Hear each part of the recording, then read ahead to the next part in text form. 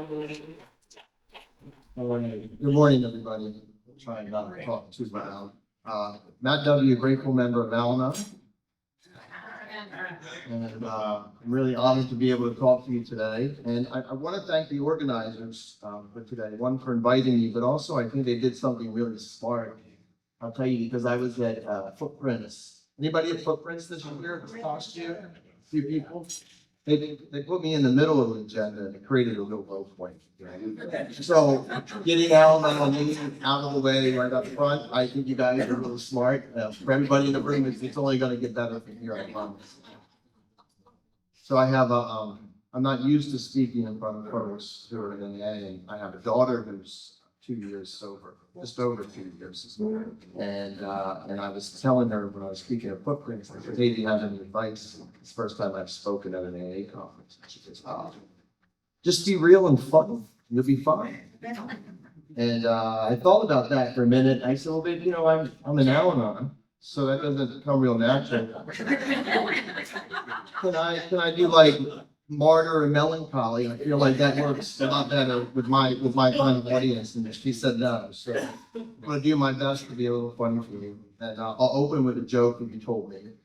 I was at the World Service Conference and we had a couple folks from AA recording the speeches there, and happened to be next to them in line at dinner. And one of them said, hey, you're with Al-Anon. I said, yeah. He says, you know, you Al-Anon, you're really special. I said, oh, okay. Why are we special? He says, well, anybody can come to an AA meeting. But you got to know somebody to go to an Al-Anon. There you go. There's a little humor to that. You had told me, and probably about as far as the humor goes. All right. I'm going to talk a little bit about what it was like before I came in, how it was like when I got into Al-Anon, and what my life's like now. So by way of background, I did not grow up in this disease of alcoholism or addiction. My father was a pastor, my mom was a teacher, had a very loving home as a child.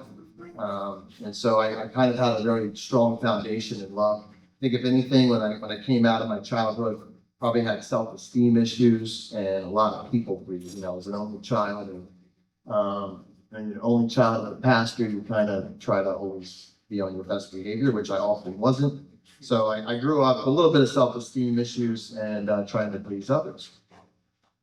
And I met my wife when I was 21. I was in church, actually. She showed up at church one day.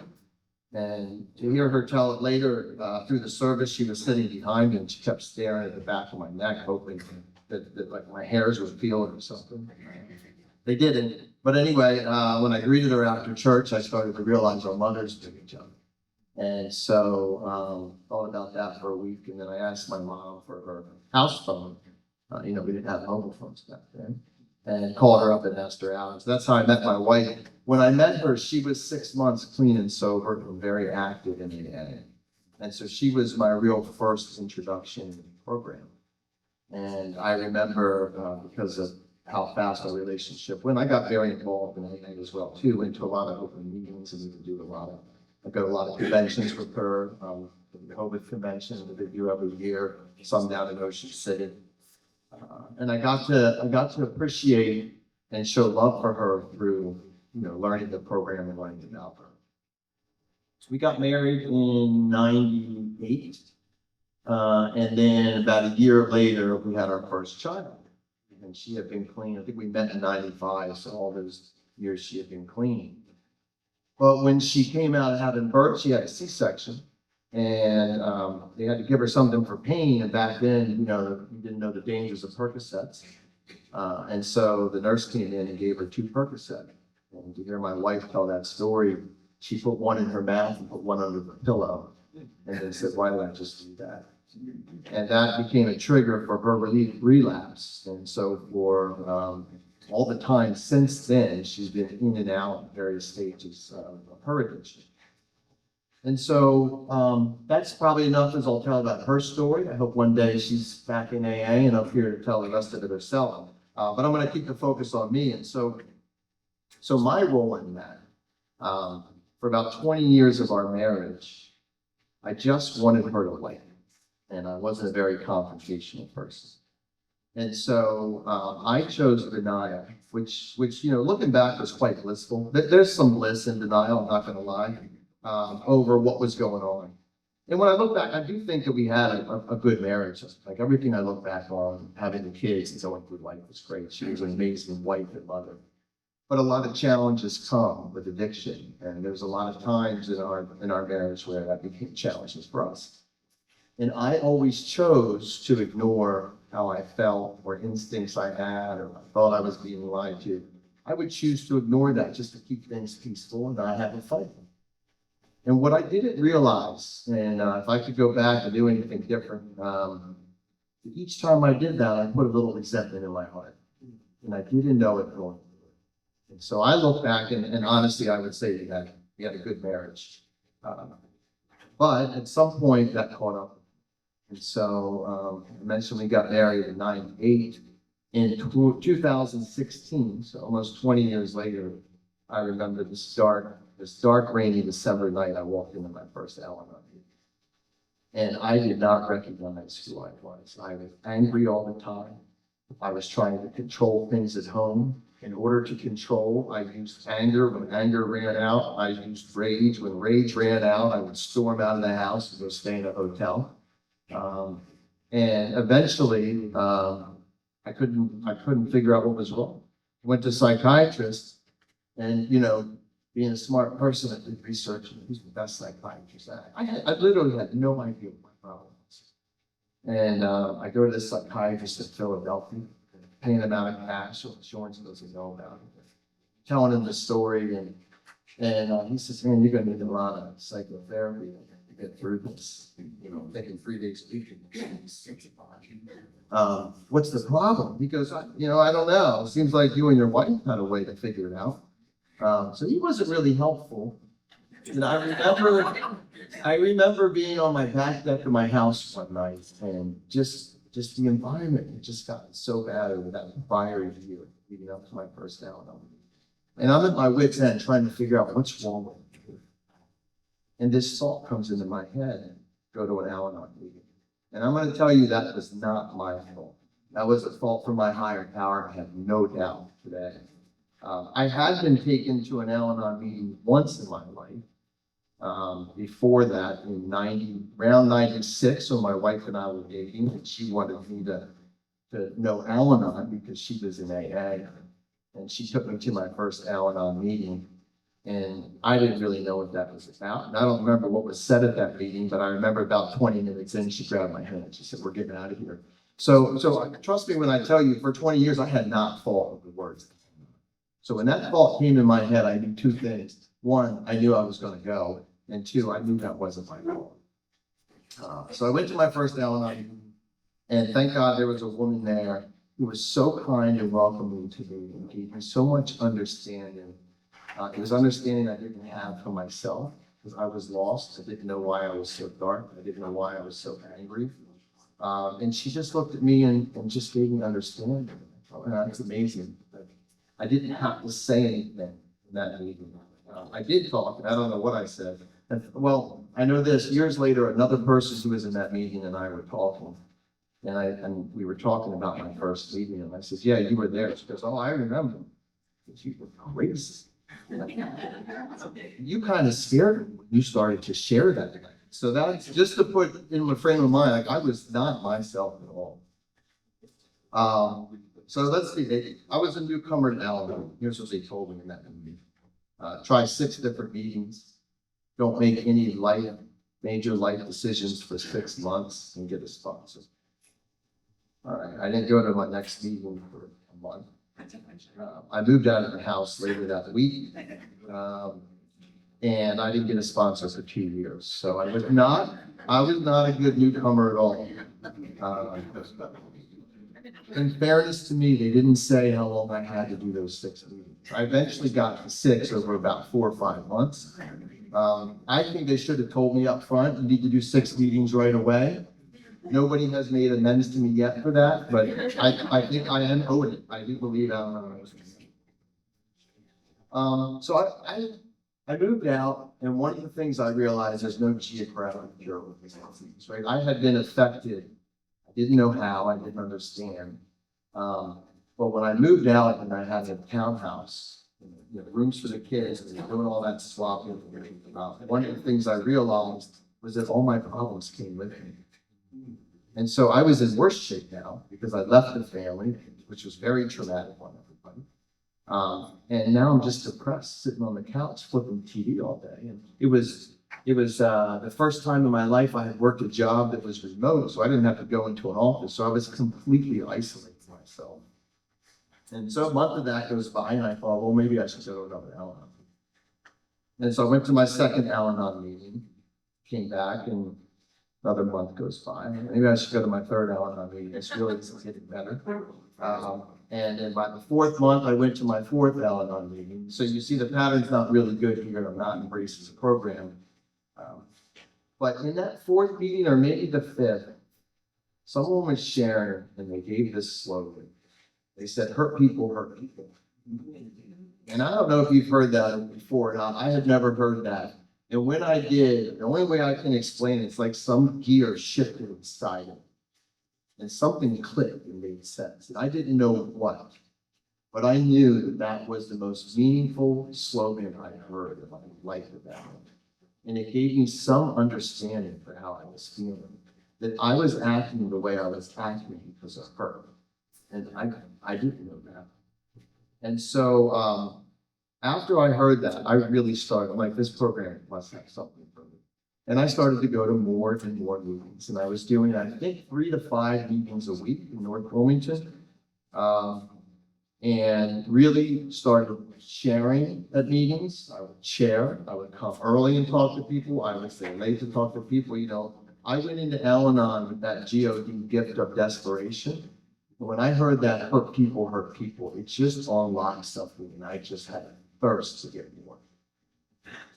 Around this time in my first year in Al-Anon, I went to our first convention, and they had a session, and the session was called Reaction Time.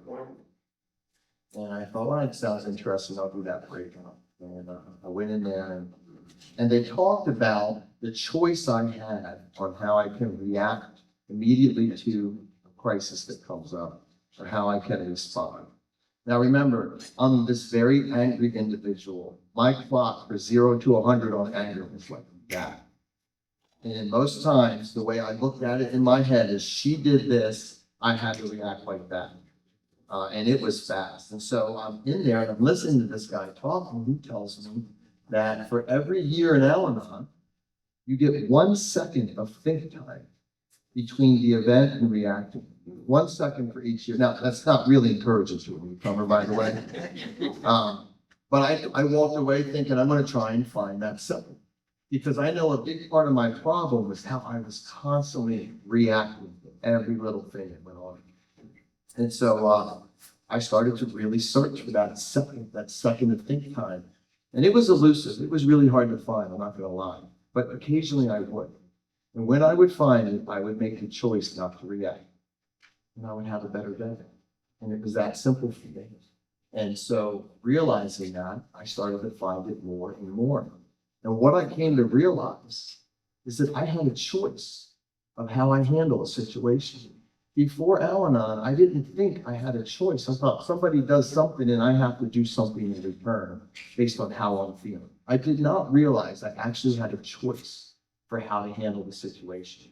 And I started to learn this difference between reacting to things and responding to things. The other thing I picked up around this time was this book. So there was, we have our literature, and there's this book called The Dilemma of the Alcoholic Marriage. And I looked at this book and I said, oh man, this is great. This is going to teach me how to deal with her. So I bought this book. Well, if you haven't bought it, don't. I'm going to spoil the end for you. It doesn't tell you how to deal with him or her. It tells you how to deal with yourself. So I was real disappointed, but I read through the book and I came out of that book, and then I realized if I'm going to be successful in this program and find myself, I have to keep the focus on me. Because that book taught me all the things I was doing again and again to react to active disease in my home or in my family. And it taught me how to keep the focus on myself. So that was really important for me. So coming up on 2 years in Al-Anon now, and this really strange thing happened. I don't know if it's happened to you, but every meeting I went to was talking about the fourth step all of a sudden. And I don't know if it was April, a lot of meetings do it, like, oh, it's the first week in April, we're gonna, but I think this went on for months. I feel like that any meeting we talk about is the fourth step, the fourth step, the fourth step. And I'm like, this is really annoying. We have a lot of other steps, like 11 other steps are in there. Why is everybody talking about the fourth step? And I knew God, my higher power, whom I choose to call God was knocking on my heart. That it's time for me to really work the steps. And in particular, step 4. But here's the thing. I still didn't know myself. I didn't have a grasp on what all, like I shared about the resentments piling up. I didn't have a handle on that. I didn't know that's what was causing a lot of my anger. I didn't know why I was acting the way I was. I knew that her disease had something to do with it. But I was in this victim state and I didn't feel good about who I was. And so the last thing I wanted to do was do a fourth step and find some fact that validated something I already felt negative about. So I was scared of the fourth step. But it caused me, because it kept coming up in meetings, it caused me to go get a sponsor. And so in my second year of Al-Anon, I wanted a sponsor, and I particularly chose a sponsor who would be gentle and loving with me going through that fourth step. He's still my sponsor today, but those were the 2 things I saw in my sponsor, was loving and gentle, because I knew how hard I was on myself about how I was acting and how I was behaving. So I got a sponsor, and I told him, first meeting, I said, look, I'm pretty good with steps 1, 2, and 3. My dad is a pastor. I believe in God. I know I don't have control over this. We're just going to start with step 4, if that's okay. And, thank God for sponsors. He just looked and he nodded and he said, oh, Matt, I think you're probably right. We'll probably get through those steps real quick. Sounds like you got a handle on it. Why don't we just start with step 1, just so I can catch up with you? And I was like, oh. So he knew how to handle it. I did eventually get to a 4th step. And, here's what I came to realize. First of all the worst things I thought about myself really were not facts. They were more feelings about myself. The bad things that I had done in my life, my sponsor had this great line. Because after I'd share it, I'd look at him and he goes, well, it has a name, so other people do it too. And I thought that was real nice. So I got through the 4th step okay. And I think coming out of that, I learned the importance of having someone who was loving and gentle. And I wanted to be like my sponsor. I wanted to be a loving and a gentle person. And that meant so much to me because of how angry I had been all the time. Along the way to the 4th step, I actually spent more time than I thought on step 3, for someone who thought they had that nailed pretty good. Step 3 was real important to me because I learned the difference between faith and trust.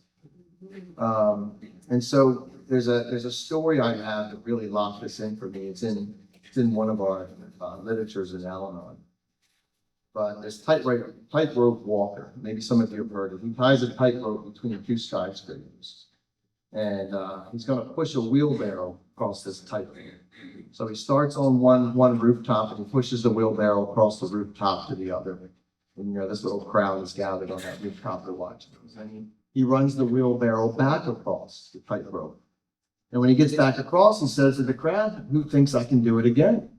And, of course, they're all nodding and cheering. They just saw him do it. So they have faith that he's going to do it again. And then he says, who wants to get in the wheelbarrow? So, of course, not a hand goes up. And that's trust. And what I realized was I had faith in my higher power, but I did not have trust. I was still hanging on to outcomes that I wanted, that I thought were good for me. And I wasn't willing to give up what I saw as the outcome I needed. So while I had faith, and while I did prayer and meditation, and while I believed in God, I was not giving up on what I sought after. And one of the primary ways that showed up for me was in my step 11 work, in prayer and meditation, I don't know if you've heard this, but there's a difference between change me prayers and give me prayers. And I had to give me prayers. Here's what I need. Here's what would make life better. Please do this. Please do that. Please do that for them. Please do this for me. And as I started to realize this difference between faith and trust, I remembered this story when I was a kid. So my dad, in addition to being a pastor, he was a pretty good football player in his youth. And he played for his high school, went for college, and grew up to be a massive fan of the Philadelphia Eagles. So the one time we were guaranteed to get out of church on time on Sunday was when the Eagles played at 1, because he was racing home to watch the Eagles play. And then he'd be a different dad than he was in church when he was in front of that TV, yelling and screaming at the refs and the players. But I remember one time I said to him, I said, "Hey, Dad, I was young, maybe 11, 12. I said, do you pray for the Eagles to win?" He says, "Yeah, of course I pray for the Eagles to win." And on this particular Sunday, they were playing at Dallas Cowboys. And I said, but there's probably a pastor down in Dallas praying for the Cowboys to win. How does God handle that? And my dad said to me, he goes, "Well, let me tell you how I pray. I pray that the center gets a good snap on. And I pray that the quarterback makes good handoffs. That he reads the field well, finds the open receiver. I pray that the receiver can get open. I pray that the guard can block the defensive line so there's no sack." And he starts going through all the positions on the field that he prays for. He said at the end, "But I don't pray that they win. I just pray how they pray." And I thought about that because I was working on this difference between give me prayers and change me prayers. And that story from my childhood really made me realize that I needed to change the way that I relate to my higher power and start asking him to help me how I go through it, and not just give me what I want, if all I want is on the other side. My sponsor during this period of step 3 gave me a great acronym for trust. This difference between faith and trust. Trust is try really using step 3. So if you haven't heard that, that's a good one I like a lot. So eventually I stopped focusing on outcomes. And I think the last time I really was at a desperate stage looking for an outcome, I had been living on my own now 2 years. So I moved out in 2016. That's when I came into Al-Anon. It's 2018. I remember this moment. I'm teared up. It's early in the morning. I'm out on the stoop of this townhouse. And I had 2 years in Al-Anon. I was like, I want to try again with my family. But I had burned a lot of bridges with my wife. No doubt I broke her heart when I moved out. And I looked up at the sky and I was like, why can't I just get back together with my family? That's exactly, I just kind of, cried it out to God. And that was probably the last time I remember asking for an outcome. But I'll tell you this, a month later, my wife had a fire in the family home, her and the kids, the home that I left. And it was extended, nobody got hurt, even the pets got out. And I'm not saying fires are good, because they're not. But the insurance company said the damage was extensive enough, nobody could live in the house for 6 months. And so they wanted to put my family up in a temporary house. But I had a townhouse. I already had bedrooms for the 4 kids. So I just said to my wife, it's just you and I that need to figure this out. Why don't you come with that? And so a month after that fire, or a month after that cry out to God, I always look back and think that was my higher power who put us back together in that townhouse. So 7 years between that townhouse while the house got reconstructed, and then I moved back into the family home when it was done, and I got rid of the town. I was just renting anyway. 7 years went by in that environment since I moved out. So 2016 to really this year. And here's what had changed. I had changed. My wife had not changed. Same addiction she was in 2016 when I moved out. And it's a progressive disease, right? So you could argue she's gotten a little worse. But thinking about me, that was an environment that I was angry, and I was bitter, and I was the victim, and I was rageful. That same environment that had me all those emotions that I blamed on her I'm now back in that same environment. But I had changed. I had 2 years of Al-Anon. Wasn't a lot of time, but it was enough time to know that if I could find those 2 seconds and not react to stuff, I'd have a better day.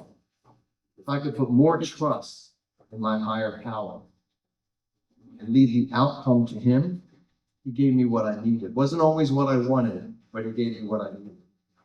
So that was a really big awakening for me to realize how much I was the problem in my life. The disease was there all along. It had not changed. But I'm the one who went into Al-Anon and changed and was able to now come back to that environment and have a peaceful environment with no fight. Because I was the one creating a lot of that trauma. The last thing I'll talk about is service. So service has been incredibly important to me, and Laurel mentioned earlier that she met me in service. So my sponsor, as soon as I got a sponsor, of course, the first thing I do is make them take a service role. So I'd take a group, you guys call it GFR, we call it group representative for my group. And I took it real seriously. I was really investing in Al-Anon. This is, again, back in my second year of Al-Anon. And I started showing up to the assemblies, and I'd show up to the district meeting, and I'd show up to all these things. And, I never had anything to do, but as a group representative, I got invited to them. And so I was just willing to show up, and I just kept showing up and showing up and showing up. And sometimes they'd ask me to do something and I'd do it, but most times I'm just there learning and meeting new people in my service work. And so one of these show up events happened to be an area election. And again, I don't know what I'm showing up to half the time. So this was during the pandemic, so it's on Zoom, and I show up. Zoom was great because I could just show up more. I didn't have to drive so much. And so I show up to this thing called an area election, which I've never been through before. And area equals Delaware in our terms. So the Delaware elections, and they start going through all these positions, and people are standing, nominating themselves for roles, and they're getting votes. They come to this role called delegate, and I don't know what this role does. One thing I knew was I need to stay real far away from this role, because it's reserved for those people who really get the program. I was not there. But they start, when you do these elections, you get the usual suspects. The people who you kind of already know is going to take the role or most likely to take the role. So they start, asking these usual suspects, you're going to stand for delegate? No, my higher power is leaving me over here this year. How about you? No, no. And so nobody was standing for delegate. And while this is going on, I get 2 texts on my phone. One was from an Al-Anon member who said, "Will you stand for delegate?" And the other was from another Al-Anon member who said, "I think you should stand for delegate." And so I'm just showing up, guys. I'm not here to do any work. So I'm responding back to them that no, this is not for me. And as I'm texting them back, somebody goes on the Zoom and says, "I nominate Matt." And now I'm going from the phone to the on mute button real quick, and before I can hit on mute, the second person says, "I second that." So I have a feeling these two are the same, right? There's a conspiracy going on here. And I start to realize this thing's going to go to a vote then, right? Unless I stop it, because it's first and a second, and then they vote. So by the time I unmute, the chair at the time says to me, "Matt, are you willing?" And I tell you, I was not until the moment I had to speak. And this incredible peace came over me. That there was no doubt in my mind I was absolutely willing to do it. I didn't know what it was. I knew I should have stayed away from it. I knew I wasn't qualified. And I remember exactly what I said. I said, I'm not qualified to do this role, but if I'm the only one who's willing to take it, I'm willing. And then with that, I became the most unlikely and unqualified delegate to the World Service Conference for Delaware. And as Laurel reminded me this morning, she's like, even a district rep, I was like, what are they doing for nominating him? So this began my spiritual awakening. That willingness is what really taught me that big spiritual awakening. And it wasn't a moment in my recovery, but over 6 months of just being willing and leaning into service. And I remember it was hard. I was complaining to my sponsor one time. I was like 2 months into service, and I was just like, I can't do this. These people speak Alanese. Like, they have a language and they reference concept. They don't have to look at a sheet like they know what concept and what warranty applies to what's. I said, there's no way I can keep up with any of this. And I'll never forget my sponsor said, Matt, don't forget the primary purpose of Al-Anon is to help friends and families of alcoholics. Don't let the rest of it get in the way. That's what you're there for. And as long as you have a heart and willingness for that, the rest will follow. And so I learned a lot. And I embraced a lot through that willingness to be that delegate. And in those first 6 months, I had a massive spiritual awakening. And it was not a moment, but it was over time. And it unlocked a relationship with my higher power that has changed the entire outcome of my life, one that I still have today. And I also came away realizing God does not call the qualified. He qualifies the people he calls. Because through that role, he qualified me to perform service at a higher level for the program, even though I had no business being in the first place. And so I'm going to wrap up here, but you know, if I look back, these lessons that have been so meaningful to my recovery, you know, hurt people hurt people. If somebody's hurting me today, I think they must be in a lot of hurt to want to do that to me. And I try to find compassion. I have choices. Guys, I got 9 seconds to make a choice now. I've been in Al-Anon 9 years. I have 9 seconds to make a choice not to react poorly to whatever chaos or drama is going on around me. Keep the focus on me, not on the other person. And God does not call the qualified. He qualifies those who are called. Thank you very much for letting me speak for them.